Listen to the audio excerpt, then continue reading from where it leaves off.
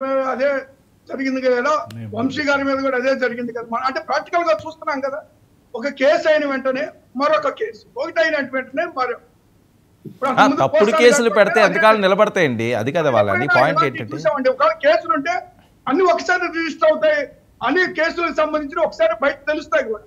కానీ ఇప్పుడు అలా కాదు కదా, ఒక దాని మీద బెయిల్ వచ్చిన తర్వాత ఇంకో కేసు ఉందని అప్పుడప్పుడు అది క్లియర్ చేసి అప్పుడు బయటకు వస్తాం. మరి దాన్ని అక్రమం అంటారా సక్రమం అంటారా? ఇలాంటి కేసులు మరి ఒకళ్ళ మీద కాదు కదా, ప్రతి ఒక్కళ్ళ మీద కూడా ఇలాంటి కేసులే పెడతా ఉన్నారు కదా. ఓకే, దానికి ఏమంటారండి? అది దాన్ని ఓకే 1 minute విద్యాసాగర్ గారు ఒక్క నిమిషం అండి చెప్పండి సార్. ఇప్పుడు కేసులు ఒకదాని తర్వాత ఒకటి పెట్టచ్చు, లేకపోతే పీటీ వారెంట్లు తీసుకోవచ్చు అనేది చట్టబద్ధమే రాజశేఖర్ గారు.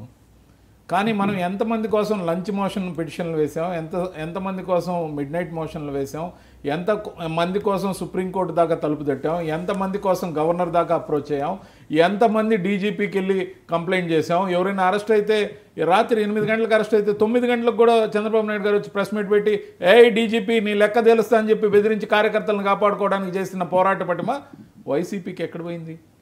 అంటే కార్యకర్తలు అరెస్ట్ అయిన వాళ్ళు ఎంతకాలం జైల్లో ఉంటే అంత సింపతి ఏమన్నా గెయిన్ చేయాలనుకుంటున్నారా? వాళ్ళకి ఎందుకు అనవసరంగా డబ్బు ఖర్చు అని వెనకాడుతున్నారా? వాళ్ళకి రక్షణ వ్యవస్థలో ఫెయిల్ అయిన లీగల్ టీంని నిందించాల్సింది పోయి ఒకదాని తర్వాత ఒక కక్షపూరితంగా పెట్టారనుకుందాం. లీగల్ బ్యాటిల్ ఏం చేస్తుంది? దాంతోపాటు అన్నిటికన్నా బాధ కలిగించిన అంశం, మీలాంటి వ్యక్తి కూడా నేను అడిగింది ప్రజలకు సమాధానం చెప్పమని. ప్రజాస్వామ్యంలో అంతిమంగా వాళ్లే ఓటేస్తే ముఖ్యమంత్రి అవుతారు, మంత్రులు అవుతారు, ఎమ్మెల్యేలు అవుతారు. మరి ప్రజలకు బాధ్యతగా ఒక ప్రెస్ మీట్కి ఓపెన్గా రమ్మంటే అరెస్ట్ చేసుకోండి, మేము కోర్టులో చూసుకుంటాం, మాకు సింపతి వస్తుంది, ఇది కాదు రాజశేఖర్ గారు. నేను అనేది మేము అసలు తప్పే చేయలేదు, దమ్ముగా గుండె మీద చేసుకొని చెప్తున్నా, అసలు అవినీతి జరగలేదు. దమ్ముంటే ఎవరైనా ఏ క్వశ్చన్ అయినా సంధించండి, ప్రజల ముఖంగా మీడియాకు వచ్చి సమాధానం చెప్తా.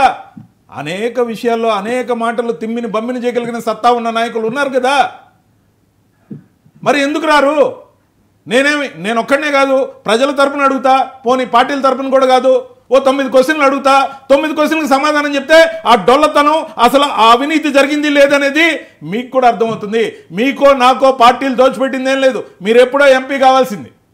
నందిగం సురేష్ గారి కన్నా ముందు కాకుమాన్ రాజశేఖర్ గారిని ఎంపీ అభ్యర్థిగా లోపలికి పిలిచినప్పుడు నేను బయటే ఉండి బ్రదర్ యాక్సెప్ట్ చేయి అంటే డబ్బులు తక్కువనే, అయినా యాక్సెప్ట్ చేయంటే నందిగం సురేష్ గారు ఆయన తర్వాత పోయి ఆయన యాక్సెప్ట్ చేశాడు, ఈ నిజాయితీగా నా దగ్గర డబ్బులు తక్కువ ఉన్నాయని. అప్పుడే ఎమ్మెల్యే కోసం అడిగాడు, ఎంపీ అడగలే. ఇట్లాంటి నిస్వార్థ పరులందరూ ఇక్కడే ఉన్నారు సార్. వందలు వేల కోట్లు, వేల ఎకరాలు దోచుకున్న స్కామ్స్టర్స్ ఎవరైతే ఉన్నారో, ఎవరైనా నోరు మెదుపుతున్నారో వైఎస్ఆర్సీపీ తరఫున, ఒక్క జగన్మోహన్ రెడ్డి గారు పోరాడాలి, ఒక్క జగన్మోహన్ రెడ్డి గారు అరెస్ట్ కావాలి, ఒక్క జగన్మోహన్ రెడ్డి గారు జైలుకు పోవాలి, జగన్మోహన్ రెడ్డి గారి అధికారం సంపాదిస్తే అన్ని ఊళ్ళు దోచుకొని పంచుకొని దాచుకోవాలి, వేలాది ఎకరాలు కొల్లగొట్టాలి. ఏ ఒక్క నాయకుడైనా అనంతపూర్ నుంచి శ్రీకాకుళం దాకా వైఎస్ జగన్మోహన్ రెడ్డి గారికి అండగా ఉన్నారా? ఒక్కరంటే ఒక్కరున్నారా? ఏ మీడియా డిబేట్లో వచ్చే మీలాంటి వాళ్ళు తప్ప, లేకపోతే ఏ కొందరో తప్ప, అసలు మంత్రి పదవులు అనుభవించిన వాళ్ళు, ఉప ముఖ్యమంత్రులుగా పనిచేసిన వాళ్ళు, అనేక శాఖల్లో స్కాములు చేసి దర్జాగా బతుకుతున్న వాళ్ళు ఒక్కరన్నా గొంతు విప్పుతున్నారా? Jaganmohan Reddy one man army sir, one man army అంటే సంపాదిస్తే ఆయన అధికారం వీళ్ళందరూ అనుభవిస్తారు, ఆయన జైలుకు పోతే వీళ్ళు సంతోషిస్తారు, తిరిగి ఆయనకి అధికారం వస్తే అనుభవించడానికి రెడీ అవుతారు. రేపు ఇలాంటి వాళ్ళని నమ్ముకుని ఆయన రిస్క్ చేయాల్సిన అవసరం కాదు. బీజేపీ నుంచి కూడా అదే మీరు వైసీపీ నుంచి వచ్చారు రవిచంద్ర రెడ్డి గారు, మీకెందుకు ఆ బాధ? నేను ఒకటే అడుగుతున్నా, అక్కడ ఆర్మీ విద్యాసాగర్ గారు, నేను ఒక నిమిషం, వాళ్ళ డొల్లదనం, వాళ్ళ చేతగానితనం, వాళ్ళ నాయకుడి మీద డిపెండ్ అయిన తనం, పరాన్న జీవులు వీళ్ళు. ఇది పార్టీ కాదు, జగన్మోహన్ రెడ్డి ఆకర్షణతో బతికే ఒక గుంపు. వాళ్ళకి నాయకత్వం ఉంటే తప్ప బతకలేరు. ఆపద వస్తే ఆయన ఎవరు కాపాడలేరు, ఆయన మీద పడి బతకడం తప్ప. రాజశేఖర్ గారు ఏంటి సమాధానం చెప్పండి. జనానికి వచ్చి ప్రెస్ మీట్కి రండి, పబ్లిక్ రండి, ఏ డిబేట్ ఏ ఛానల్ అయినా ఛాలెంజ్ చేస్తున్నా. మీరు అవినీతి చేశారు, మీరు సమాధానం చెప్పాల్సిందే, వదిలే ప్రసక్తే లేదు. వర్మ గారు, ఏ పార్టీ అయినా ఆ నాయకుడి మీద